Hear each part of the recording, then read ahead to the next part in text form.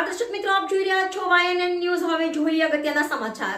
આખરે Ponzi scheme ચલાવનાર AR finance નામની કંપની વિરુદ્ધ નોંધાઈ ફરિયાદ નોંધાતા ડિવિઝન પોલીસ સ્ટેશન સ્ટાફે AR ફાઇનાન્સ નામની કંપનીની પેઢી પર પહોંચ્યો હતો, પરંતુ ઓફિસના શટરને તાળા લાગેલા હતા અને અજયસિંહ રજુસિંહ ભૂગર્ભમાં હતો. આમ એ ડિવિઝન પોલીસ સ્ટેશનના સ્ટાફ AR ફાઇનાન્સ નામની પેઢી પર રેડ કરી હતી. ઓફિસમાંથી જરૂરી ડોક્યુમેન્ટ્સ લઈ તપાસ હાથ ધરી છે. સાબરકાંઠામાંથી ઊંચા વ્યાજની લાલચ આપી રોકાણકારના રૂપિયા પરત ના આપી વધુ એક AR ફાઇનાન્સ નામની કંપનીનું ઉઠમણું થયું હતું.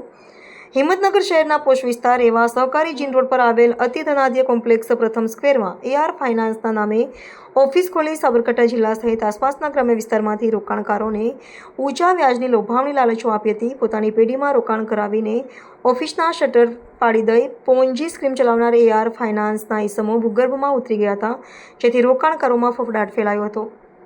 આમ રોકેલા નાણાં પરત ન આપતા તેના જ એક મળતિયા એજન્ટ પુષ્પરાજસિંહ એ ડિવિઝન પોલીસ સ્ટેશનમાં ફરિયાદ નોંધાવી હતી. આમ અજયસિંહ, રજુસિંહ, વનરાજસિંહ અને દિલીપસિંહ નામના શખ્સો વિરુદ્ધ ફરિયાદ નોંધી વધુ તપાસ હાથ ધરી છે.